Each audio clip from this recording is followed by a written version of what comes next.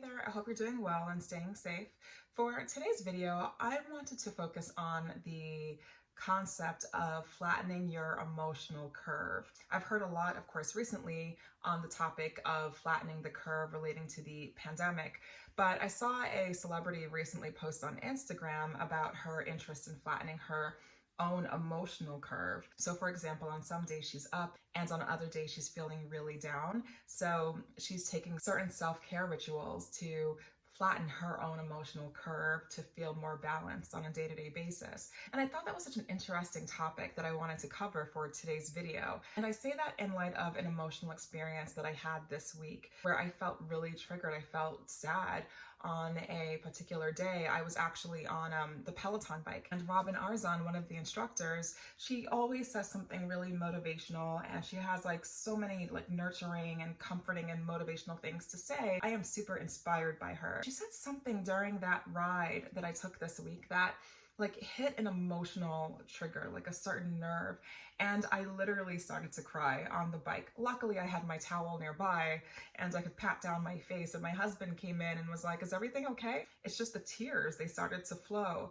And it was such a good release though. Like my heart felt lighter, my shoulders felt lighter. And interestingly enough, I'm seeing other Peloton riders talking about the same experience. They're having good cries on the bike.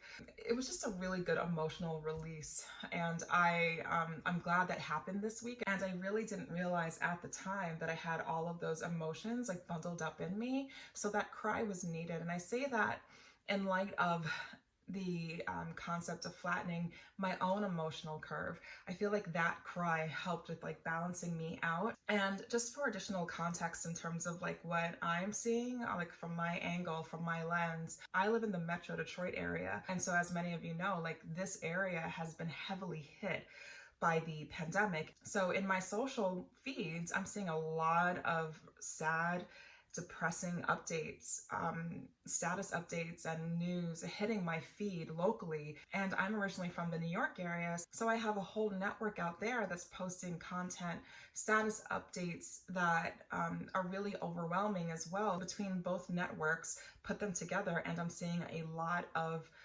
emotionally upsetting, disturbing content on a regular basis. So in light of that, I will reference my previous video focused on curating your feed. You want to make sure that you are careful about the content that you're getting on a regular basis. That said, I think it's really difficult to curate all of the upsetting or disturbing news out altogether. I feel like in moments where you may feel overwhelmed, it's important to take time for you. Take a rest, chillax, put on some feel-good content on TV, on your phone, on your iPad, wherever you're watching stuff. Just put on some feel-good content. Look at some good vibes content. Have a good cry if you need that.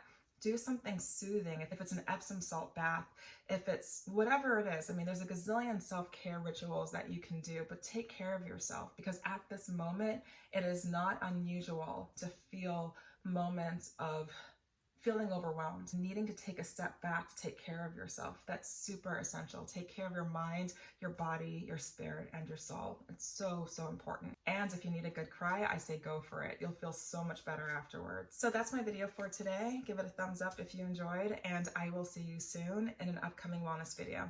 Thanks. Bye.